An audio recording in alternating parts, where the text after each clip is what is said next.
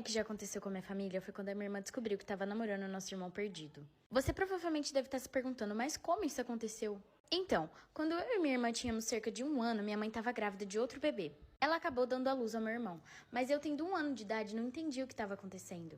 Tipo, você não consegue compreender que realmente tem um irmão nessa idade. Logo depois disso, meus pais acabaram se divorciando. Meu pai era alemão, então ele decidiu voltar para a Alemanha. Como não dá para fazer visitas semanais na Alemanha, meus pais decidiram dividir as crianças. Minha mãe ficou comigo e com a minha irmã, e meu pai com o meu irmão. E nós honestamente não nos importamos. A gente nem sabia o que estava acontecendo naquela idade. E depois disso, não tivemos mais contato. 20 anos depois, minha mãe e minha irmã não se falam mais por causa de uma outra situação. E ela foi para uma faculdade conhecer um garoto, que podemos chamar de Pedro.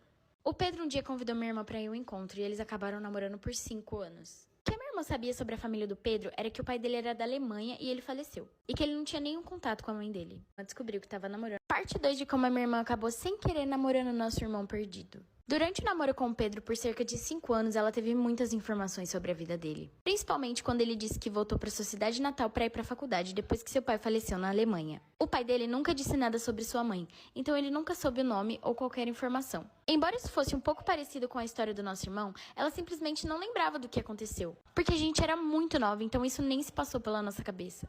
E minha mãe e ela não estavam se falando, então minha mãe não tinha como reconhecer ele. Enfim, eles estavam namorando há tanto tempo que ele acabou pedindo ele em casamento. Minha irmã ficou tão animada que acabou trazendo ele pra casa da nossa avó pra contar a notícia. Quando eles entraram, minha avó fez uma cara esquisita. Ela perguntou qual era o nome dele e começou a chorar muito quando ele disse que era Pedro. Ela tava tipo, oh meu Deus, esse é seu irmão perdido! E ela só sabia disso porque meu pai teve contato com ela antes de falecer. O clima ficou muito pesado porque os dois estavam noivos e isso era desagradável.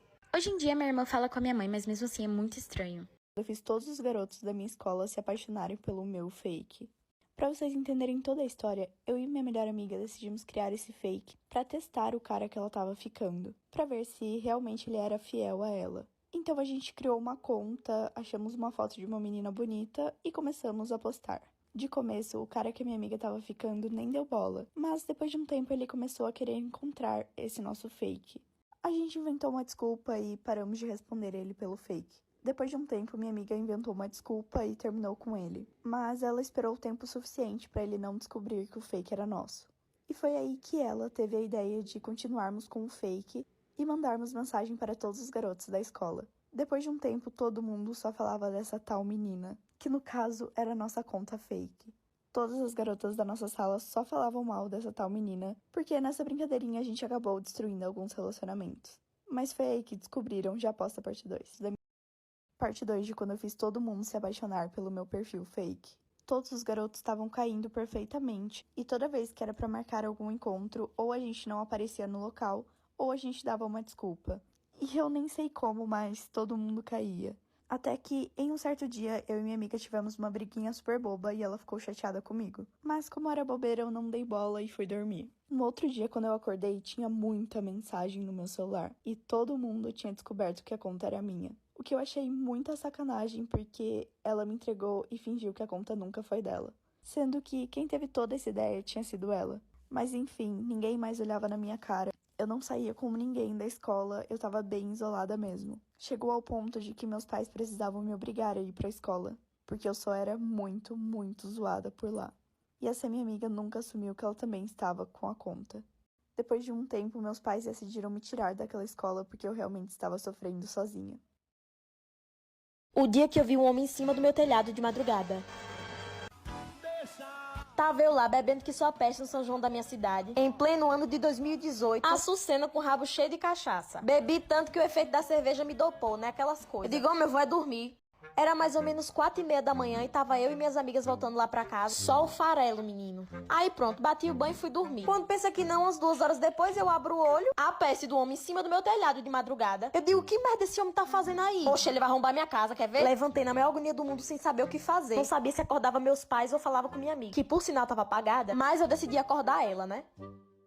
Nem esperei a coitada abrir o olho e larguei a bomba. Eu digo, amiga, acorda que nós vamos morrer. Rapaz, que a bicha deu um pinote. Aí eu tentei acalmar ela, falei que era pra ela ficar dentro do quarto trancado, que eu ia dar um jeito. Eu não tava preocupada com o fato da minha casa estar sendo invadida, mas sim como eu ia acordar meus pais pra falar isso. Bati na porta de mansinho e meu pai abriu. Começou a me perguntar o que tinha acontecido. Aí, pra ele não tomar um susto, eu falei de maneira bem simples. Não é nada demais, só tem um homem em cima do telhado. Eu acabei de falar que tinha um homem em cima do telhado, meu pai saiu, rastou a marreta, menino, e foi pra cima. Eu digo, pronto, agora o pau quebra. Enquanto essa novela acontecia, eu percebi que minha mãe tava já pra acordar. E isso tudo com minha mãe acordada ia piorar até 100%. Aí pronto, ela levantou já perguntando o que diabo tava acontecendo. Aí eu, de maneira bem leve e calma, falei: besteira, mãe, só tem um ladrãozinho em cima da casa. O quê? Eu digo, pronto, agora vai começar o desespero. Já começou a piscar de um olho só e começou a gritaria, começou a chamar por Deus. E lá vai pressão pra casa de não sei onde. E ai, meu Jesus, cadê Júnior, cadê Júnior? Enquanto isso eu tentava acalmar ela, sabendo que não ia adiantar. Daí a pouco meu pai volta falando: Açucena, não tem homem nenhum não em cima de telhado. Eu olhei pra cara dele e disse: tem sim, que eu não tô ficando doida, eu vi pela minha janela. Daí a pouco meu pai respira fundo e disse: no meu quarto não tinha janela. Eu digo, oxe, é mesmo. Rapaz, aí eu comecei a raciocinar, eu digo, meu Deus, foi coisa da minha cabeça. A minha mãe já levantando do desmaio e eu fiquei a noite toda sem entender o que foi aquilo que tinha acontecido. Até eu descobri que eu tinha tido um onirismo, que é um conjunto de alucinação que você tem, sabe? Que você tem alucinação, vê coisa, é coisa do diabo mesmo, sabe? Essa história é sobre a minha melhor amiga psicopata. Vamos chamá-la de Dani, e isso tudo aconteceu quando eu estava no 9º ano. Tudo começou quando eu vi a Dani sentada sozinha no refeitório e convidei ela para sentar comigo e uns amigos. E depois de conversar com ela, eu descobri que ela era uma aluna nova e não tinha feito amigos ainda. Depois disso, eu e ela começamos a sair juntas e ficamos muito próximas. Bom, eu tinha essa irmã mais velha que estava acima de nós por ser da faculdade e tal, e sempre que a minha irmã estava por perto, a Dani agia estranho e começava a me rebaixar perto dela. E ainda por cima conseguia causar problemas entre a gente. Como vocês já devem imaginar, minha irmã não gostava muito dela, mas por ser minha amiga, ela tratava a Dani bem. Bom, um mês depois ela tava tentando virar melhor amiga da minha irmã. Tipo, toda vez que eu chamava ela pra fazer algo, ela já tinha feito planos com a minha irmã. Nesse dia, ela tinha me dado o bolo e eu cheguei em casa e comentei com a minha irmã se elas iam mesmo sair juntas. E a minha irmã disse que não fazia ideia sobre o que eu estava falando. Like pra parte 2. Parte 2 sobre a minha melhor amiga psicopata. Como eu disse, minha irmã não estava entendendo sobre o que eu estava falando, então nesse momento eu já estava pensando que a Dani não batia bem. Mas calmem, só piora. Um dia ela veio pra minha casa pra passar a tarde e ficava indo toda hora no quarto da minha irmã. Nessa época minha irmã tinha pintado o cabelo de preto e o que ela fez? Pintou o cabelo de preto também. A obsessão estava ficando cada vez pior. Enfim, ela ainda vinha aqui em casa e nesse dia minha irmã e o namorado estavam na sala assistindo o filme e nesse tempo todo a Dani estava me implorando pra descermos e ficarmos lá com eles. Eu falei ok e a gente desceu, sentou lá com os dois e o nosso sofá era pequeno, então tivemos que nos apertar. A bonita da Dani sentou bem próximo ao namorado da minha irmã, quase assim no colo, e o coitado levantou num pulo. A real é que ela estava tentando tocar nele, e claro que eu expulsei ela da minha casa. Depois ela me mandou mensagem pedindo desculpas e disse que ela só queria ser como a minha irmã porque ela nunca teve uma irmã mais velha. História de quando meu namorado me traiu não com uma, não com duas, mas com 26 mulheres diferentes. E como isso não poderia ser mais cômico, a gente se conheceu em um aplicativo de namoro. Então eu tava lá passando os perfis e encontrei o dele, Lucas, e decidi dar match. A gente começou a conversar e realmente tínhamos uma conexão. Mas a única coisa que me deixava insegura sobre ele era que mesmo quando estávamos juntos em encontros, ele ficava muito no celular. Porém, continuamos saindo e namoramos por 3 anos. E só tínhamos 18 na época, mas levávamos a relação a sério e decidimos morar juntos. Na época ele morava com a avó, então eu decidi morar com eles. E eu e a avó dele nos tornamos melhores amigas. A convivência era super boa.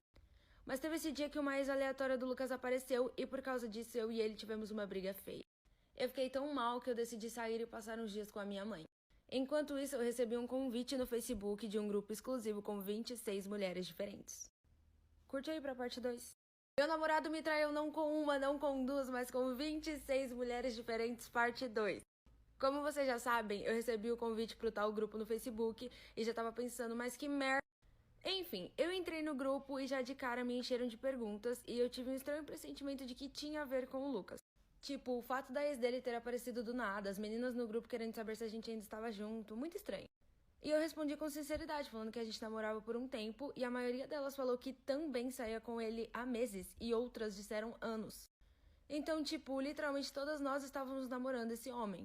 E mesmo sendo difícil pra mim de acreditar, elas me mostraram prints de conversas e fotos íntimas e algumas delas até moravam em outros estados. Quando eu voltei pra casa pra falar com ele, ele teve a audácia de dizer que as 26 meninas estavam mentindo e que algumas eram da família dele. O que vamos combinar, é uma desculpa ridícula. E mesmo ele jurando que aquilo tudo era mentira, eu terminei com ele naquele dia. Qual eu nunca mais vou andar de Uber na minha vida. Só pra vocês entenderem, quando isso aconteceu eu tinha 16 anos. E meus pais viajaram no final de semana pra visitar nossa família que morava a 2 horas de distância. Então, como todo adolescente, eu tive a ideia de chamar meus amigos, meu namorado e os amigos dele pra dormirem lá em casa. E quando estava todo mundo lá, ficamos entediados e decidimos ir para uma festa. E como todo mundo ia beber, decidimos chamar um Uber ao invés de dirigir. Nós fomos, nos divertimos e na hora de voltar o Uber atrasou mais de 15 minutos. Eu achei que fosse normal, porque os Ubers costumam atrasar mesmo. Então nós entramos no Uber e a minha casa era 15 minutos de distância de onde nós estávamos. E eu decidi tirar um cochilo porque estava muito cansada. E quando eu acordei, like pra parte 2. Parte 2 do porquê eu nunca mais vou andar de Uber na minha vida. Continuando, como eu disse, a minha casa era 15 minutos de distância de onde nós estávamos. E eu cochilei um pouco porque estava muito cansada. Eu acordei 20 minutos depois e nós estávamos numa rodovia no meio do nada. Eu perguntei pro meu namorado onde estávamos e ele disse que já estávamos nessa estrada há um tempo. E nós mandamos mensagens um pro outro e todos os nossos amigos falaram: "Não, tá tudo bem, esse é o caminho mesmo." Eu olhei meu endereço e no mapa nós estávamos a 45 minutos de distância da minha casa. E quando eu mandei isso no grupo, o pessoal se desesperou. Eu esqueci de falar, mas o Uber estava em ligação, mas ninguém conseguiu ouvir o que ele estava falando. Até que a minha amiga Sofia, que estava sentada no banco da frente, esfregou na cara do Uber o mapa e falou: "Nós estamos indo na direção errada." E ele começou a gritar no telefone. Aí nós saímos do carro e 1 hora depois nós chegamos em casa.